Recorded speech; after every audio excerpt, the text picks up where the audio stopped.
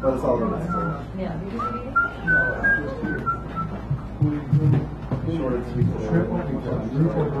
We're about, and I'll get your attention in the way that I like to get your attention. Baritone solo in the cafe. Very good. Oh no, I enjoyed it. Oh Lord, won't you buy me a Mercedes-Benz? My friends all drive Porsches. Are we ready? I must make a... No one knows the song? I work hard all my lifetime. Oh, help from my friends. Oh, Lord, won't you buy me a Mercedes-Benz? All right, we're back. Oh, Lord. We have, in following orders, huh? Michael McClure wrote that. Is it? Yeah. Yeah, and then what's her name made it famous? Exactly. Yeah. Okay. So we got Al Nightingale coming up first, and Hal, and Chris, and Eddie, Yasmin, Robert, Mahita, Pretty, Clara Sue, Garrett Murphy, Justice, Marta, and Beulah. Got it. We're ready to go. Will you kindly come forth, Mr. Nightingale? Give him a round. He hasn't been around for a while. Yeah. I mean, come on, people. Let's make this round around. Not a square. Thank you.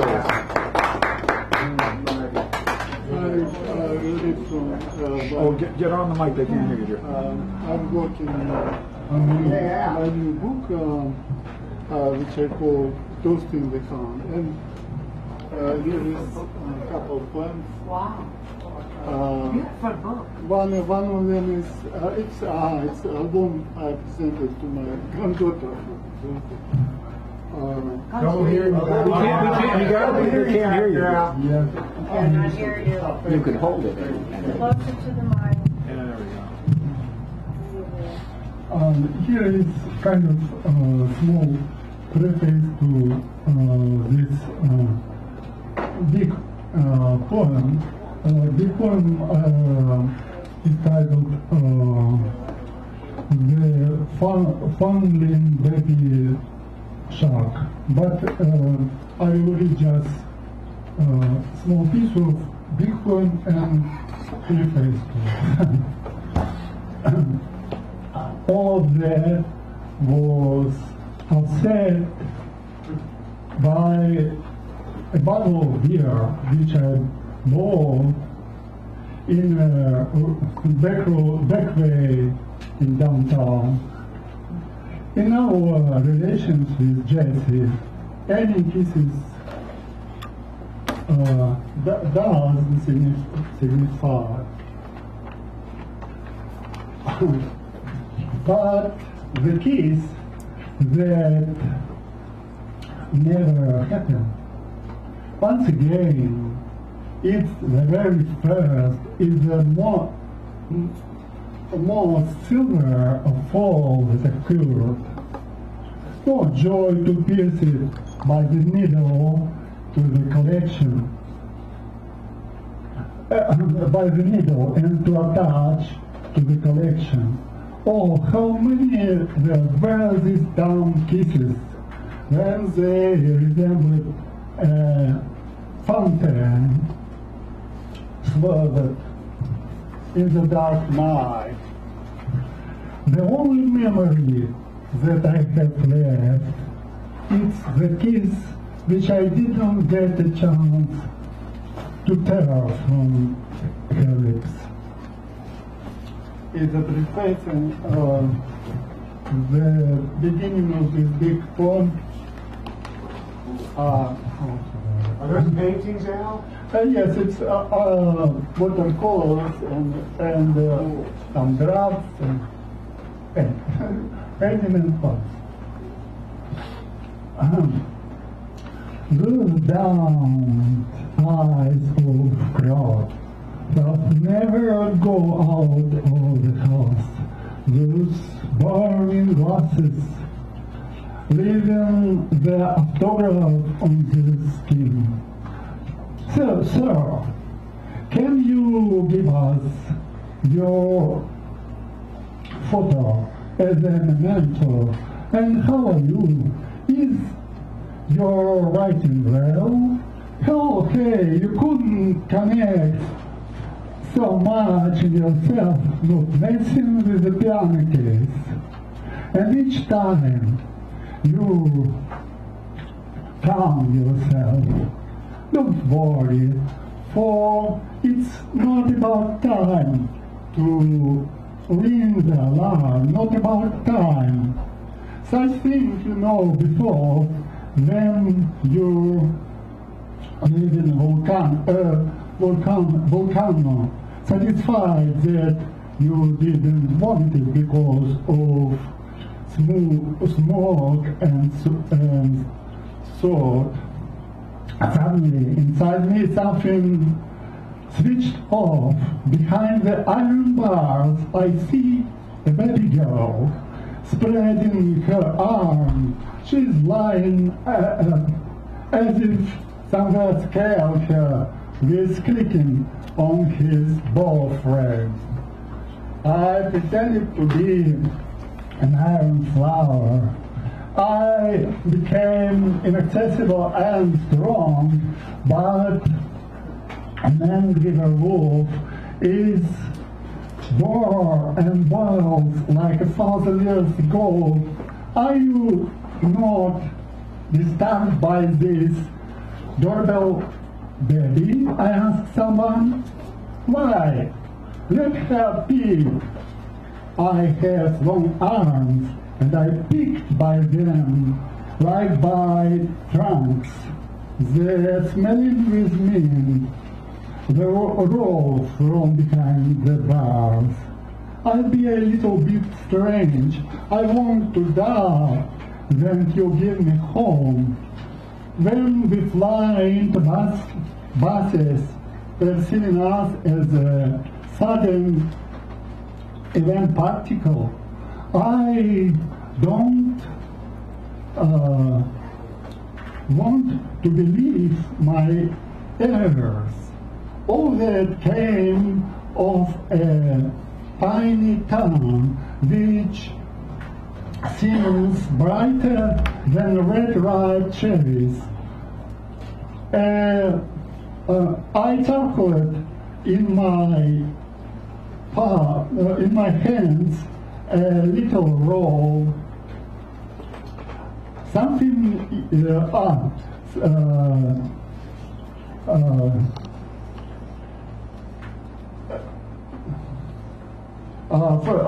examining it from all sides.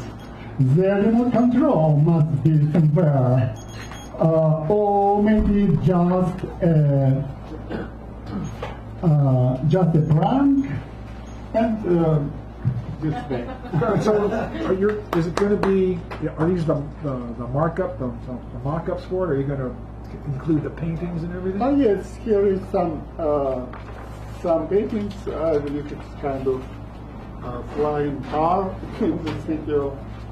Here is a bridge with Very nice. here is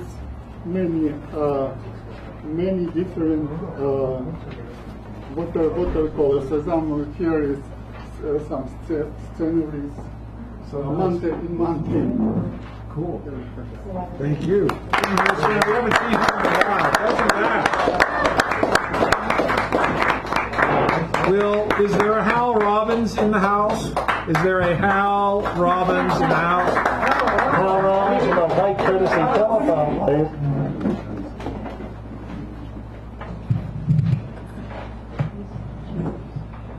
The theme tonight was checkmate. Yes, it was.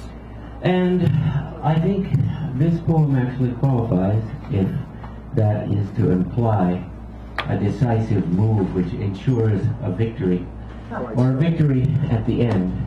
But see if you would agree with me. My text tonight is Edward Lear, The Jumblies. They went to sea in a sieve, they did. In a sieve they went to sea, in spite of all their friends could say. On a winter's morn, on a stormy day, in a sieve they went to sea. And when the sieve turned round and round, and everyone cried, you'll all be drowned.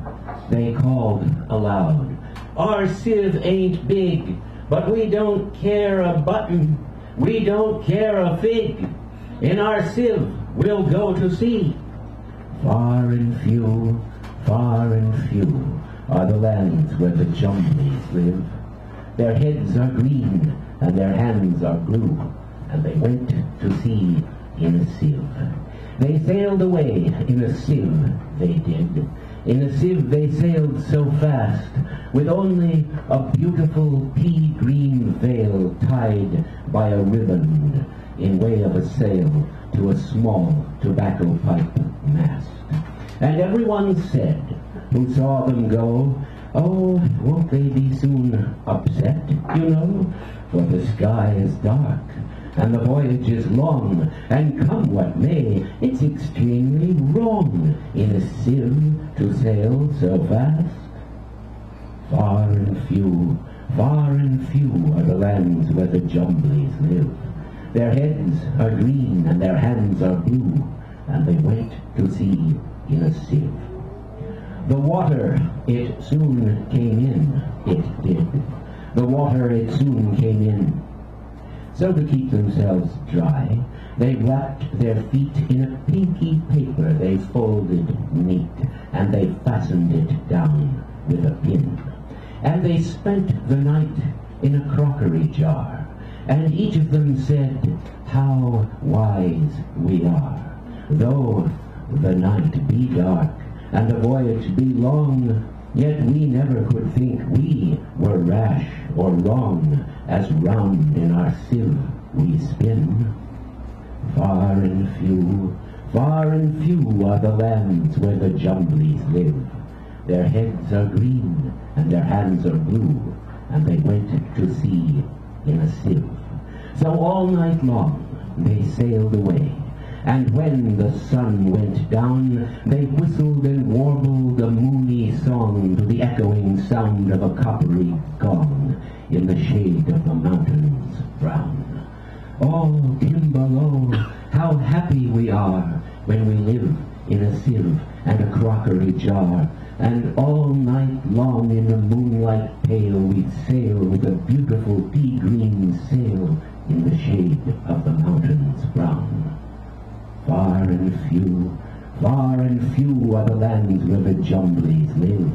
Their heads are green and their hands are blue, and they went to sea in a sieve. They sailed to the western sea, they did, to a land all covered with trees, and they bought an owl, and a useful cart, and a pound of rice, and a cranberry tart, and a hive of silvery bees. And they bought a pig, and some green jackdaws, and a lovely monkey with lollipop paws, and 17 bags of Edelweiss tea, and 40 bottles of Ringbo-Ree, and no end of Stilton cheese. Far and few are the lands where the Jumblies live. Their heads are green, and their hands are blue, and they went to sea in a sieve. And in 20 years, they all came back, in 20 years or more. And everyone said, how tall they've grown, for they've been to the lakes and the Torable Zone, and the hills of the Chankly Bore.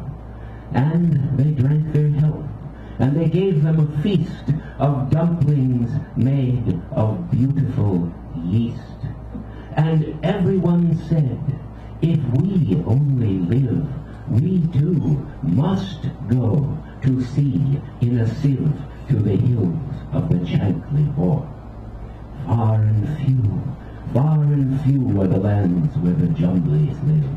Their heads are green and their hands are blue, and they went to sea in a sieve. Nicely done. Hal Robbins,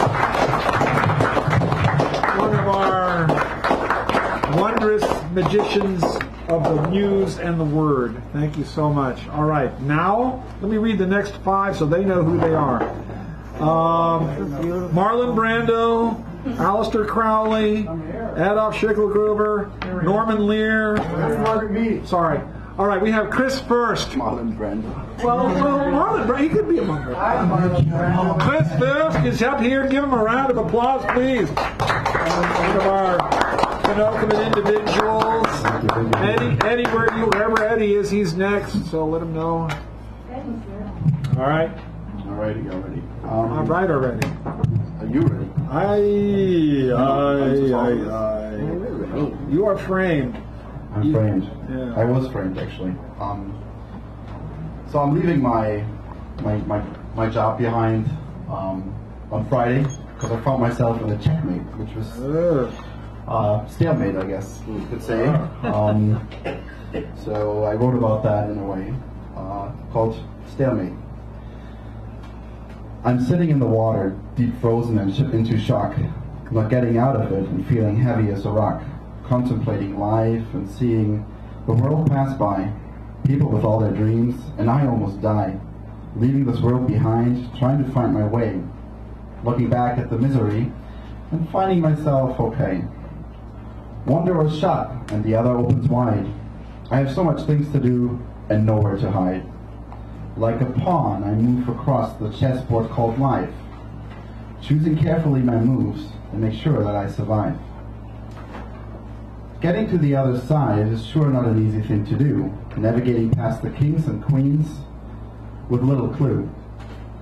Now I'm in the middle of the board, kicking hard. If I go to the left, a rook. If I go to the right, the tower stands guard. Never mind the game and the checkmate coming at the end. Flip that board upside down and create your own trend. You see, I'm just changing my point of view, that's for sure. Maybe I'll be a great writer one day and get a taste of that allure. I'm sitting in the water deep, relaxing for the time ahead, starting to roll around down the stream, feeling light instead. As I start to float and gaze onto the beautiful scenery, things are more fluid than I thought, and I enjoy being free. Then all the things come to a sudden halt as I approach a dam. I guess it's time to be a brick once more and fit into the jam. I hope it turns out better than that. I'm sure it will. All right. Thank you, Chris. Now we have Eddie Sanchez coming up here next. Give him a nice round. We haven't seen him in a long time. Thank you, David. You're perfect.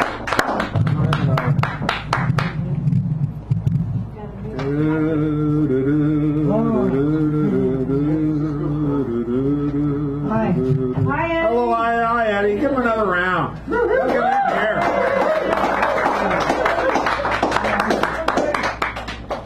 I haven't been up there lately.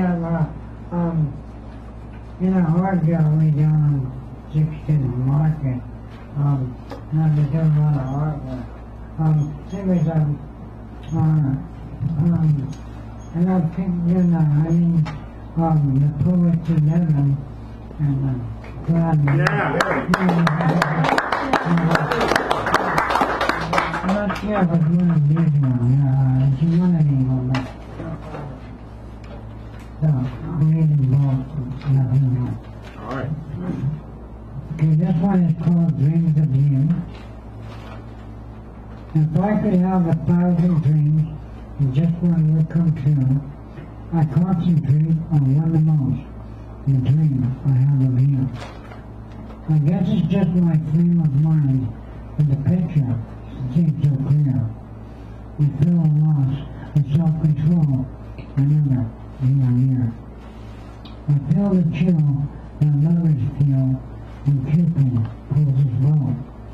And I know the pain one can't explain to be the only one you want to know. If I would have 1,000 dreams and just one will come true, I would hold it down with all my might, the dream I have of you. If you could have 1,000 dreams and I was part of one, your single dream would surely mean much more than to have none. Nice.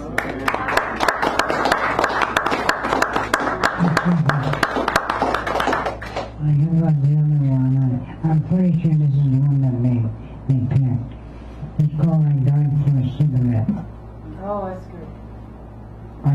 stop smoking, but I just couldn't quit. Because each time I tried, I had a nicotine fit. I felt kind of funny. In fact, I went nuts.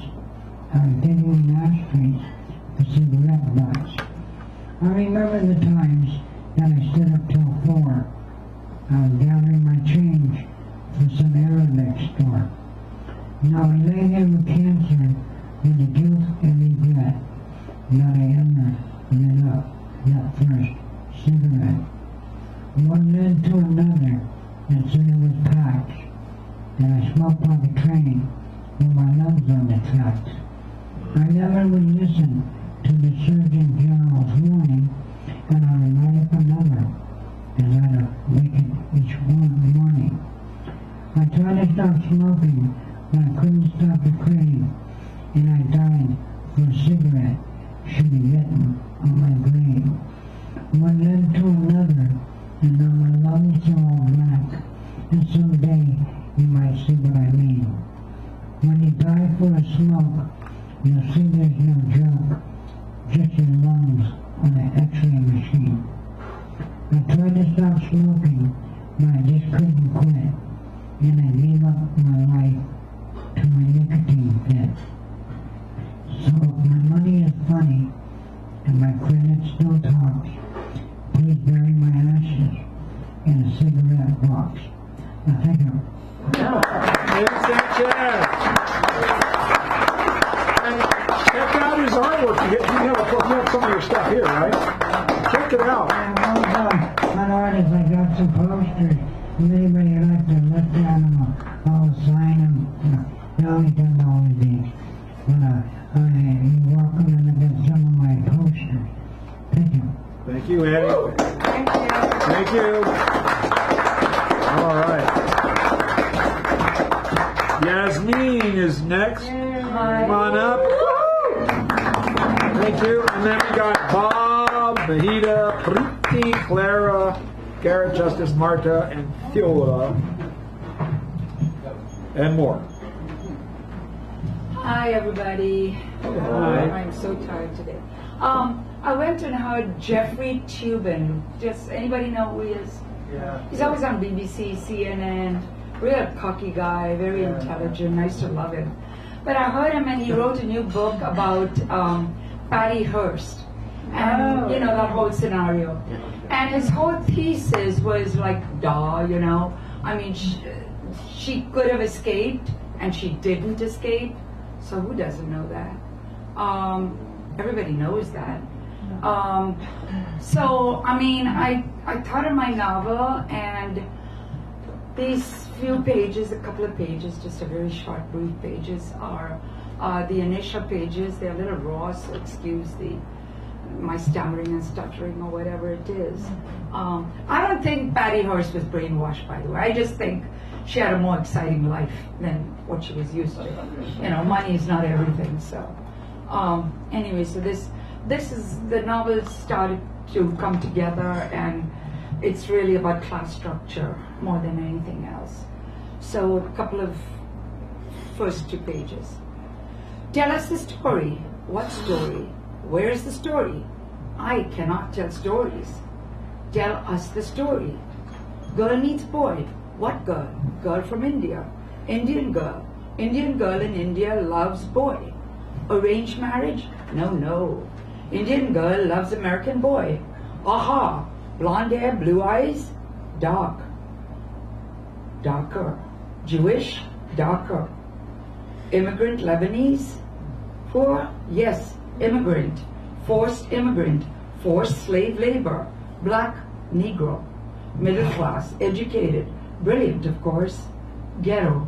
Ghetto. What story? Indian girl meets ghetto black boy. Incomplete story. Girl comes to America to study. Scholarship. No, rich, very rich. Elite. Elite Indian girl meets ghetto black boy. Girl loves boy. Where the hell is the story? Tell us the story. Girl loves boy commonly. Usual story, usual. Rare. Fool. Girl marries boy. Girl learns race and color. Girl moves into ghetto. You lie. Girl brainwashed by boy. Black Panthers, Malcolm X, Che, Marx. No, William Du Bois, King, lucky black boy to get elite exotic girl. An elite hypocrite boy. Question. What question? Does girl merit boy? Nerve, the nerve, common slave. On with the story. Girl encourages boy to apply to Harvard. Not there. Ivory towers, iron gates. Du Bois, exception. Boy resists. Smart. Better to stay in the ghetto. Safer, less taxing. Boy goes to Harvard. Sidney Poitier never came to dinner. Girl's parents shocked, gracefully shocked. Girl isolated, loses herself in strange land, strange customs, strange culture. Boy, girl live an isolated life. Girl unable to cope, unable to adjust, used to society. Girl becomes too much part of boy, loses herself, homesick, irrational girl. Girl meets Indian doctor. Girl lies, cheats. Girl does not leave boy for doctor. Girl goes back to India. Her life, her home. Boy follows girl. Man must bring his wife home.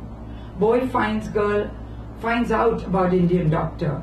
Girl, boy reconcile in spite of affair. Suppy love story, soap opera, happily ever after, cheat. Girl does not return to America with boy. Girl conceives a child. Whose child? Boy's child? She learns of child after boy departs for America. Abortion? No, no abortion. Girl ecstatic over pregnancy. Indians make babies. Too many babies. Abortion, sterilization. Story, story. I cannot tell stories. Girl returns to America. 2 months before delivery wants to have baby with husband. Boy abandons girl. Cliche, expected, black, absentee man. Girl begs, girl pleads. Baby born on Medicaid. Waste of taxpayers' money. Cut off their genitals. Save money. Girl starts separate life in California. Figures, California. Typical. Freedom, loving, living. Girl discovers singles bars. Girl floats. Divorce. What story? No story. End of story. Cute. Cheat. I cannot tell stories. Tell us the story. No girl-boy story. Immigrant story. Girl cannot adjust to India, to America. Girl fluctuates between two worlds. Girl lost. Different story from girl-boy. Same story. Class struggle. Too many stories. I cannot tell stories. Tell us the story. Thank you. All right. Yasmin, thank you so much. Mr. Robert Dewhurst, then Mahita, then Preeti, then Clara, Garrett, Justice, Marta, and Flora. Special thing at the end there. Give them a round, or square, or rectangular, prismatic, etc. Hey, everybody, hi. Thanks for coming. So I'm working on this novel. It's just little snippets out of nowhere. No necessary correlation at this time. It can be like a mosaic. So this one is called Junkyard Carl. Okay. We finally found someone who would move into the junkyard and stay there at night for free rent. Other people left amid wild gunfire, impromptu demolition derbies, screeching on the streets during the midnight hours, and people sneaking in to steal things. Previous night, watchmen had leaned out the window and fired shots into the junkyard, but the thieves kept right on working boldly. One by one, they had all quit, but not Carl. Every Friday night, Carl would stage a murder right around midnight. It let out a series of blood-curdling screams and then blast his shotgun off a number of times. Once on a nice day, I was walking my dog down the railroad tracks on the side of the junkyard when a huge explosion went off practically in my face. I fell down in the dirt with my dog in shock. I finished walking Old Lucky and then walked over to the junkyard. Carl had his feet up on the desk in the office. I smiled. Was that your little firecracker, Carl? His face turned white. Oh no, was that you, man? Oh, okay, I'm so sorry, I'm so sorry. He grabbed the remains of a big birthday cake that was in a pink cardboard box and handed it to me with both hands. Here, take this. In his mind, that was payment for having thrown a quarter stick of dynamite at me. Quarter sticks of dynamite were a hot item on the street in those days. One more? Yeah, great. Just a whole different sequence here, a different story. We were a couple of young dopers just starting out of high school. Tommy carried letters for the post office and struggled with depression. I worked at the graveyard shift at a grocery store. We rented an apartment and were often high on mescaline or acid and always on marijuana.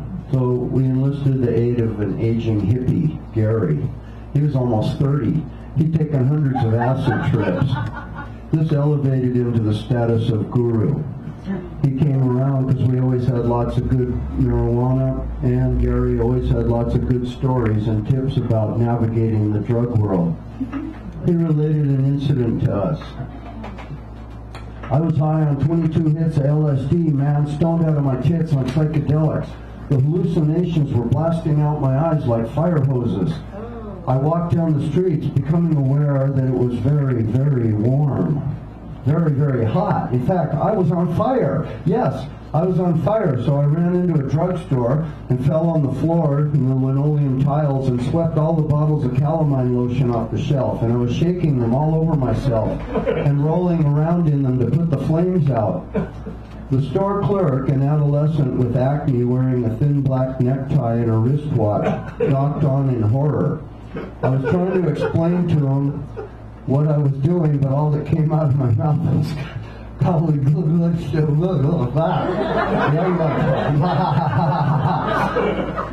Gary leaned back in the chair and took a deep hit off the joint. His eyes blurred with a faraway look, and he nodded dreamily and said, "Yep, 22 hits. That's a good trip." I had a friend named Mike, different story. I had a friend named Mike who once went to an LSD party where everyone freaked out. It was bad acid, I suppose. So, in the middle of the night, he went to the refrigerator and started eating a carrot. This biker dude come up and started throttling him. "What are you trying to do? Get us busted?" He was so stoned that and paranoid, he thought the cops would hear my friend chewing the carrot and arrest him.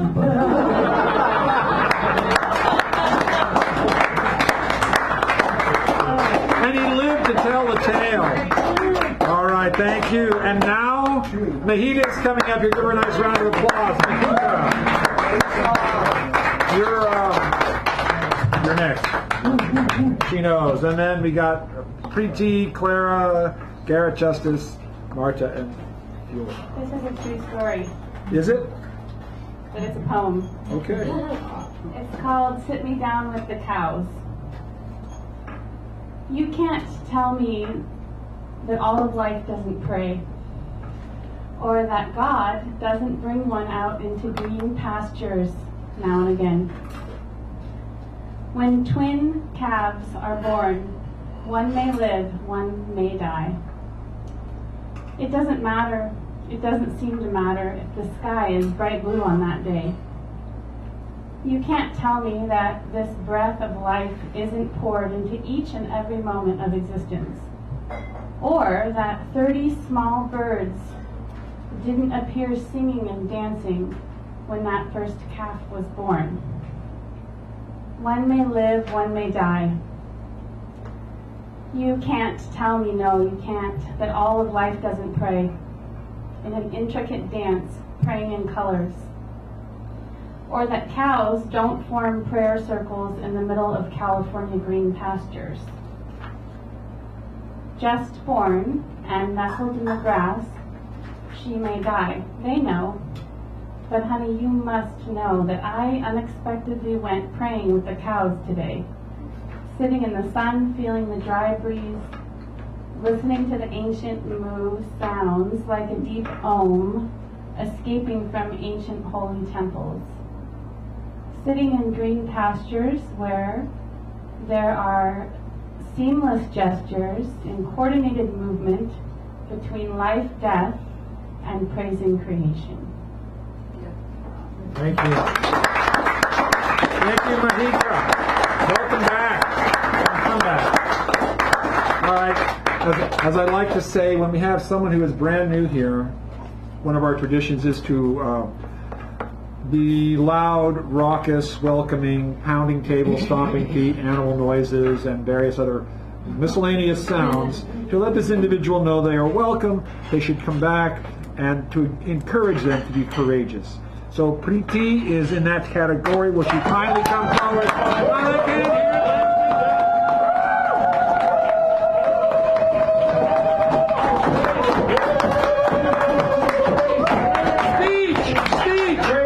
Speech! Just hang on a second.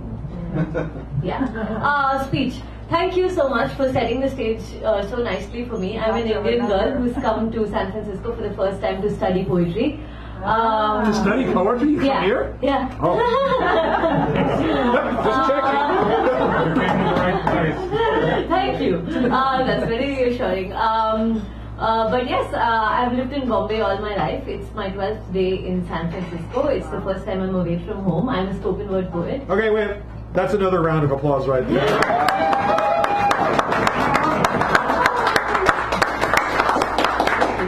There we go. So welcome. And yes, thank you so much. It's great to be on a stage like this because I'm so used to doing open mics. I was really beginning to miss my people back home, but I'm very happy to be sharing my pieces with you. So don't worry, this is not a piece on feminism because being seen as, pretending to be seen as, pretending to be with a feminist has been reduced by most of us as a fashion statement. This is a piece called Validation. My body is a brand called Validation. At the back of my neck is a barcode, tattooed as a symbol of the product I have become. From head to toe and toe to head, a part of me and every part of me has sought validation at some point of time. My eyes to begin with. I gave away my thick rimmed glasses for the discomfort of contact lenses because I remembered my grandfather telling my father when I was 8 years old that nobody in India marries a girl who wears spectacles. I pierced my nose in college to dispel the truth, the simple fact that I am just a geek and to look cool with the cool kids. And I do this exercise a million times every day because Cosmo told me that it's the only way you can get rid of that ugly double chin. These little babies that you cannot see right now have been pushed and prodded to stand out at social occasions, padded and cushioned yet screaming to be liked, to be loved. On top of that, I am guilty of wearing graphic t-shirts to concerts where I don't even know the names of the bands performing. I am guilty of wearing kurtas and carrying jholas, sling bags to obscure film festivals in Scotland. So desperate was I to be in the middle of a circle that after feeding on the staple diet of only Hindi films, what we call Bollywood, for 21 long years, I lay open my senses to names that I still don't fully understand and definitely cannot correctly pronounce. Floyd, Scorsese, Godard, Farhadi, Nolan, Kundera, Dostoevsky, they all came along to help me make friends under the holy trinity of books, movies and music. I am guilty till today of taking countless number of selfies, always to show myself in the best light. I am guilty of moments and memories passing me by because I was too busy holding my DSLR to sunsets. But this is superficial still. Dig deeper. Dig deeper till you realize that the fear of being alone makes you spiral deeper and 100 reluctant blowjobs become proof that these hands and this mouth will keep 100 dirty secrets just to not sleep alone. that these hips have been suffocating within drain pipes of denim, molding my bottom to a most rounded stereotype. I have tried so hard to fit in, fit out, fit back in, fringed out, jump back in, and fringed out. At the end of it all, at the end of this excessive workout, I feel like this mad drill has reduced me to a mannequin that sits pretty at that shop window with its monotonous eyes and its constant smile saying, pick me, pick me, pick me. But it's closing hours now, and beneath this dolled up body and these lensed eyes is a tiny voice that's trying to find its own words. This poem is also validation against validation. Thank you.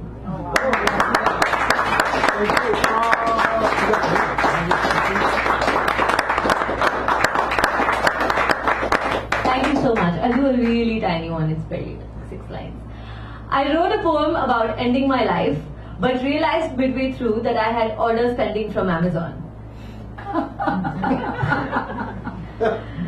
It would be so weird for someone to receive them on my behalf and say, take it back, she doesn't exist anymore. My exact size of affairs bought wouldn't fit anyone else either.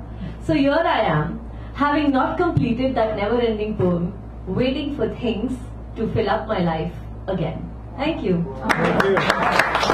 Thank you, Brady.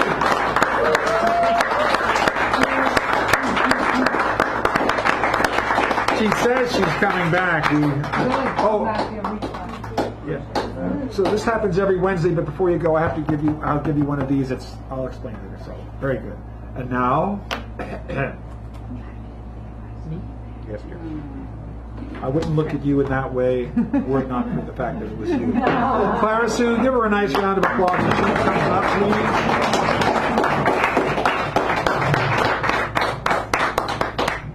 And then Garrett is next, so we know. Oh, sorry. Time's up. Got it. Wonderful. Beautiful. Such eloquence. I like the way she used the space between words. Very animated. Checkmate. Ah. To win is to shun finality, even in failure, even in death. The power of words, the power of the mind, the power of knowing, the ability to cut through the absurdity of knowing, the banality of the mind, the frivolity of words. Victors are the ones with righteous indignation. Thank you. Righteous indignation. Wow. Garrett Murphy, I know you're here, so give a round with this. This is a great poet of note and merit, and give him a round as he comes up here and help to address that. And we got Justice on the closing, Marta and Viola with a specials. Thank you so much. Dr. Palmer, we presume. Like all the gleeful quacks of his kind, Walter Palmer fantasizes about his quest. He wants his share of glory too, to be sanctified by the organization known as the System. He sets out to Zimbabwe for general glory. He bags a big one, a really big one, not only a king, but a most renowned one. Walter has bagged his own game. He returns to his old glory-wreaked home with pride in his heart and beating on his chest, but wait a minute. Something is very wrong here, and it will cost Walter dearly. For you see, in his quest for ultimate sanctification, it appears that Walter in his case shot dead an African lion. That black name must have fooled him. Now, instead of the sanctification he was craving from the System, Walter is now public enemy number 1 on the run. He didn't realize he could only be sanctified by the System had he killed an African human. And unlike Beanie, he cannot yelp for help. Cecil, help. Cecil can't help him now or anymore.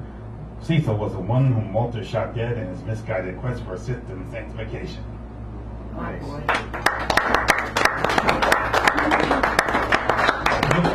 Sharks. Election day was coming around. There were 2 candidates for head office, the milquetoast and the shark. The shark approaches you and says, Would you not rather vote for me? You know I'm a shark, but you know not what the milquetoast is, do you? You admit that much is true, that it is. The shark would never pretend that he is your friend. He'll just rescue you and attack and you're through. Now the milquetoast, on the other hand, will hem and will haul with a smile on his face and his hand on your fold. With me, you always know where you stand, says that shark. No frills and no facade, but just sugar plain talk. Very well, you admit you are right, Mr. Shark. I do know well now who to go for. So on to election day, the votes all come in and the votes are counted up. The shark grins wide while the milquetoast looks doubtful. At last, the count is in and the announcement is made. The winner is the milquetoast. What? Roars the shark. I told you the truth. You knew I was right and you still voted for him over me. All too true, you admit. I knew where I stand with you, and that's exactly why I voted as I did. I know that the milquetoast will hem and will haul, but I know he won't eat me lickety split. And he's so clumsy that if we try to nip it and still likely get something out of him anyway. You are not at all sure I could dodge you in time, and besides, I'd rather not have any casualties meantime. So the moral of this story is this: it's important to learn that one wants to harm you, but a different thing it is to then give him the means.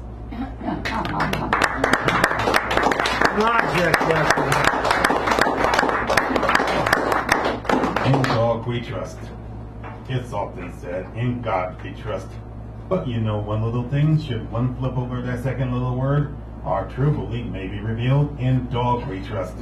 Think about it. Dog is to this is man's best friend, the obligatory unit of the perfect family, protector of the nuclear home, and the perfect macho pet.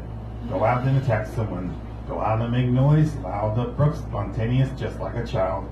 And just like a child, we see no end of stuffing, intruding their supposedly innocent mugs plastered over our close-ups as if that was supposedly so innocent. Then they whine about the pedophilia and bestiality they themselves have encouraged. You know, the dog is a quintessential child. The child that never grows up. The child that is most obedient and most likely to see the master as God. As in God we trust. More aptly, in ourselves we trust. But frankly, there's somewhere's a market for dog head cheese. Thank you so much. That's Garrett Murphy. Always wonderful. Justice is our next leader on the open mic. Please give her a round as she comes up here. Nice. And then Martha and Viola are next. And Bob, I may ask you to do that thing with the camera again. Yeah, okay. In a minute. Not now, but okay.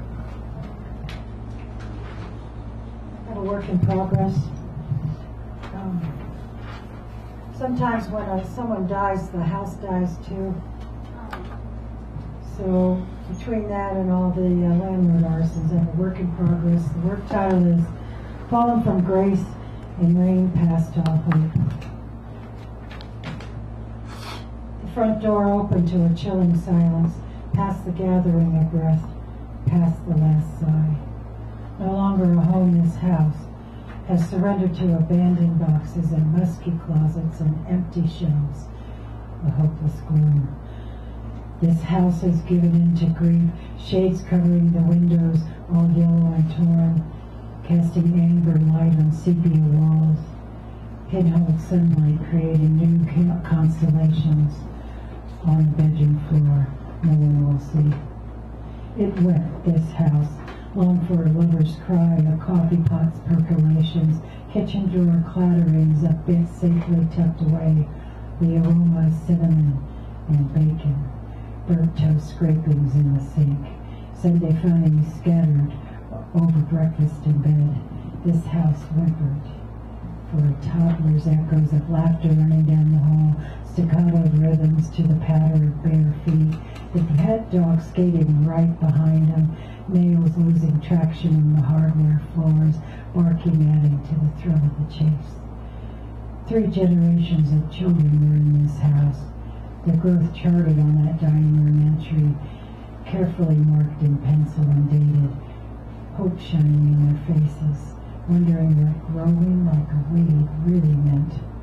Their stories lost, memories gone, faces forgotten, women erased, 2 sons lost in the war, vanished. The ancestors not inspired to stay. How many stories could it tell of the folks who dwelled here? Their photos have disappeared from the walls. So lifeless is this house. Here minutes seem like hours in this morning's grief, running so deep. I spent a childhood here. No longer a home. This house has given all its love with the soft sheen of the hardwood floors, the reliable doorbell, the windows to keep out the rain, the closet doors to keep out the dust, the fence to keep the dog in. This house, dead as the shattered roses in the garden, rising damp from the cellar, a hint of cigar, smoke-patterned ceilings, a helpless going to ruin too soon. This house, falling from grace and rains past all hope, past saving, abandoned to a slow death, bound by cruel shadows, despair from wrong choices. Seems so final, this drowning by grief. The whisperers have moved on. Wow. That's best. Thank you. I like that voice. What a voice. What a voice. Now we have two people in a three-part kind of circumstance here. Marta and Fiola, why don't you come on up here and we'll get organized, because I forgot everything we just said. And I'm just going to leave this here for a second. So he's going to do something special now. Okay, hold on a second. Let me get you focused in here, dear. Okay, let me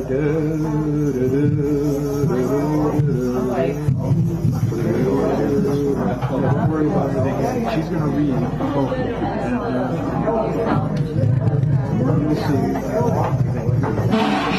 Whoa, moving things around and getting organized. Jump up on the table and dance. No, please. So it's really funny how we met. Hold on a second, let me get her. Now, if you're going to record anything, you got to ask these people. Don't just do something without asking. So you can. Okay, so you're going to read first. Yes. Then the second part is. I'm going to read. And then then I do the music and you dance. Yeah. Okay. All right. So here we go. Give Marta and Fiola. Give them a round. There we go. So, how many of you know where Kosovo is? Southeast Europe. Kosovo? That's where I'm from. Yeah, right. I came to San Francisco visiting because I work for an NGO that sends exchange students from my country and Southeast Europe and Africa and Asia to the U.S. to learn about activism and volunteerism and all these things that seem to have sort of vanished a little, but we still want to believe that they're there. Yes. And then I'm paid a round trip from my job to come to anywhere I want, and I picked San Francisco. Last year I did Seattle and Portland. And I meet Marta at my hostel last night, and tonight we're reading and she's dancing. So my poem is called Keepsake. You own my wet pink sock as everything else I carry. Dried memories disrupted by molecules of time. A silver stone a flower nose piercing. Peacefully scrimmaging with your wild red curls. Supposedly acupuncture for the nerves. Pain relief pins in India for childbirth. Inert in the volcanic pile of all your belongings. High up, where dog pumps, winking friends snort sleeping on the hallway, and the dismantling carnation can gently be heard. The battle of heat, thirst, acrophobia, at last have been wiped away by the night. Subconscious morning caresses with a Siamese twin, perditioned in arms and legs and feet. For some reason, my transparent love spill collection bag doesn't feel threatened by other bags, staring shamelessly straight at my face. Lazy morning buddy, surrendered to a back stretch, profoundest kisses given away to the beast, tiresome squeals, a voice. Every time you disappeared for hours, I felt no disappointment, because every time you came back, I kept drifting again in wondrous pleasures of your benevolent presence. And the goodbye you gave, like a sticker to my soul, Westlake is where you drop off next time, but carry less shit, you said. All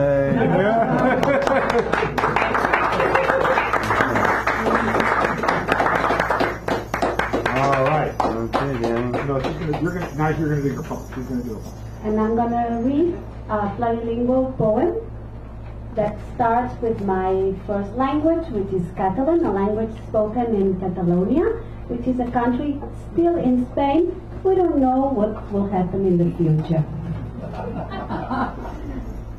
Les paraules floten en l'aire i tu les llences.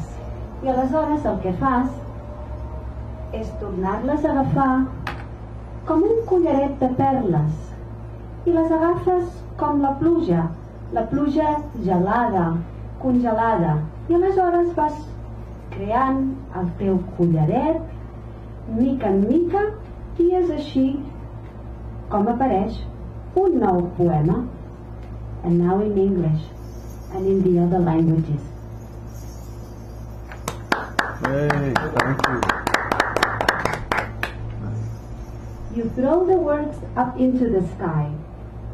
Words are Wörter in German, and the sky is called der Himmel, while du wirfst means you throw. So this line in German says, du wirfst die Wörter in den Himmel. Your words float up in the sky, like dancing pearls in the horizon, which in the Catalan language reads perlas danzants en l'horitzó.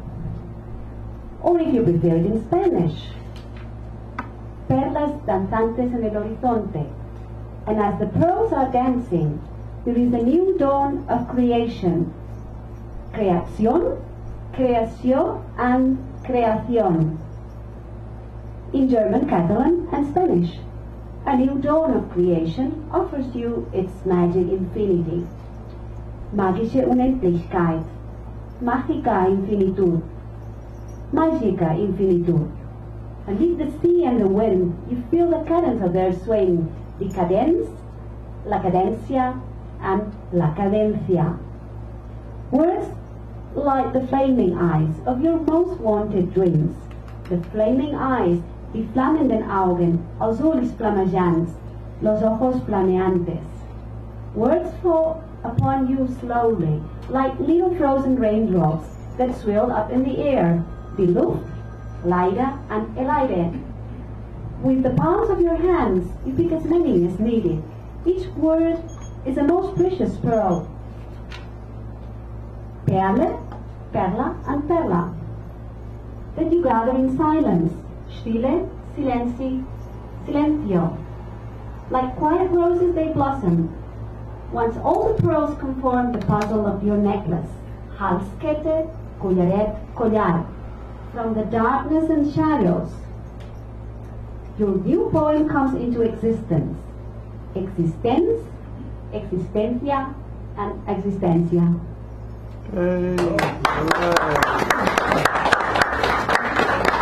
Okay, so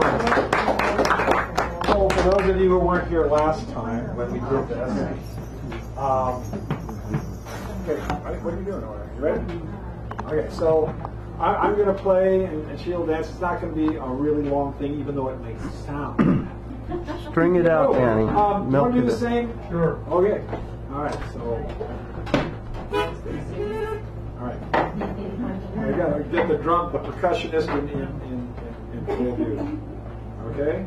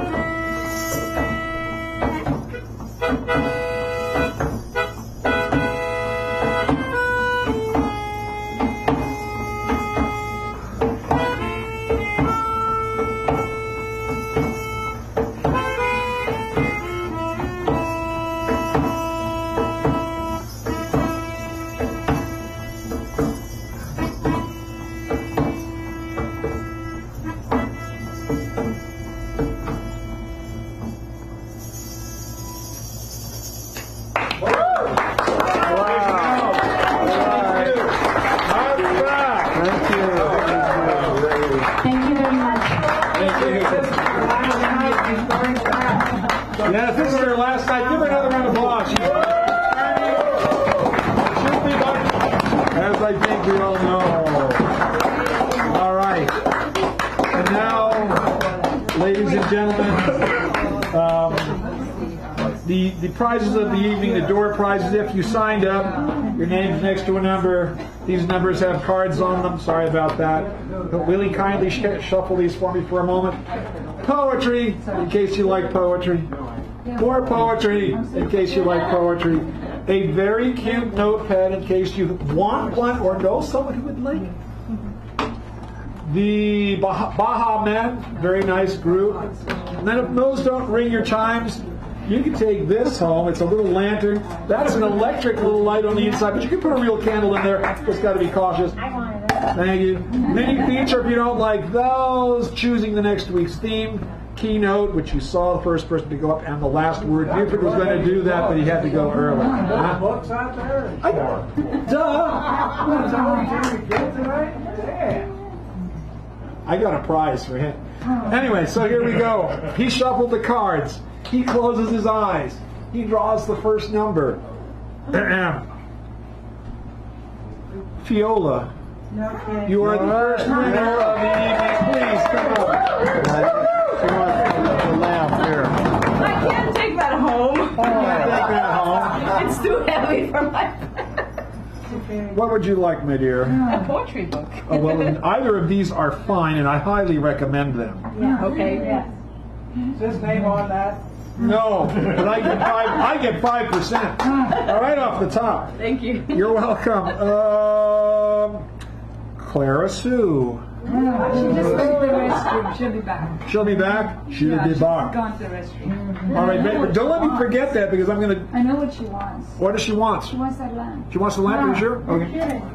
I'm pretty sure she wants the lamp. If she doesn't want it, she'll let us know. Yasmin, you're next. Oh, good. Then I'll take it if she doesn't. Okay, do you want anything? Yeah, what else is there? Well, you got the Baha Men, the notepad poetry, or either of these four things. Baha Men?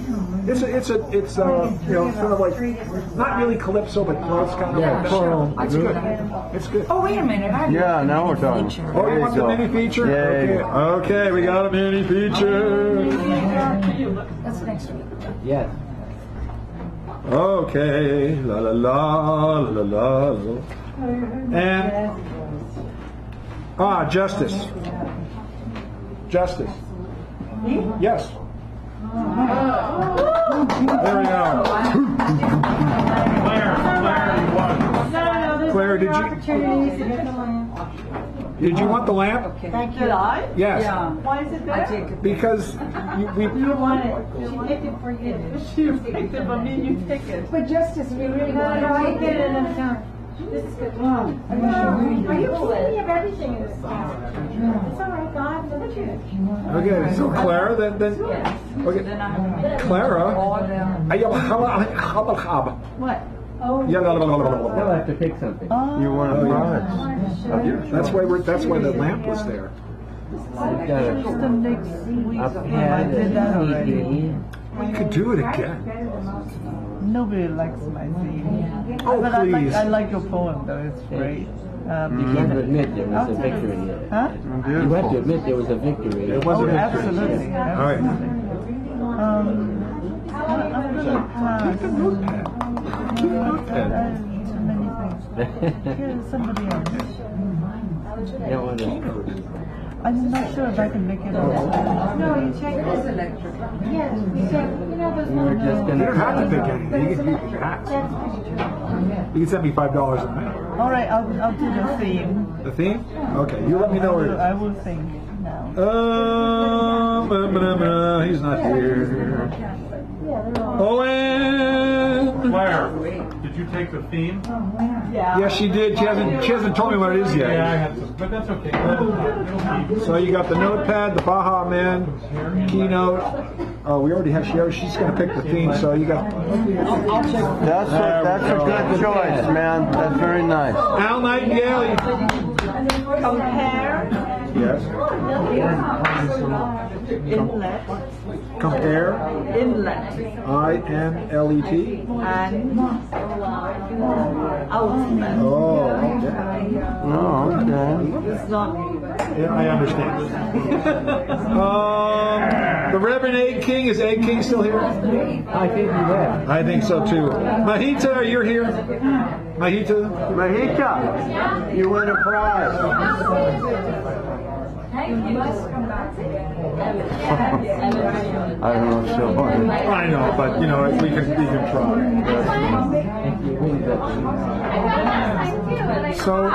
So you can. This is the only concrete prize, but then there's also, if you want to come back, you can do the keynote or have the lecture. The keynote means you read a poem by somebody else, and then you do your own. Oh. Yeah, you get 2 times. You get twice on the night. What's the date next Wednesday? Next Wednesday, yeah. Oh, it's the first, I think. 30? No, it is the 31st. It's the 31st, next Wednesday. Keynote I'll do means, that. okay, but then you also go on the open. So you do the keynote. Yeah, somewhere on the Do I have to open. memorize the poem? No, you can do it as long as it's by somebody I'm else. not as good as Andrew. Huh? I'll do a shorter one. You can read. You can read. You can do whatever you want. Okay. Well, not whatever you want. Keep your clothes on. Okay. So, That's not going to be a problem with my seat. okay, Mahita, we got you. Cool. Does that mean you're coming next week? Chris first. It's the last verse. It's the last verse. Okay, Chris. Nobody wants Bahamut. Not What's yet. Bahamut? What is that? It's sort of it's a CD music, sort of jazzy. Do you want it? I'll take it. No, I already put you on for this, so you got 2. Yeah, you We're got done. 2. I'm done.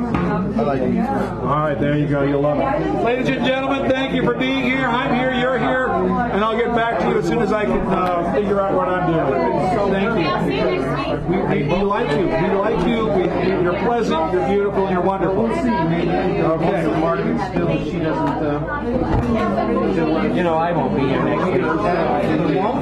No, I won't. I'll be at Bernie. I don't wish her any bad luck. Well, that's right.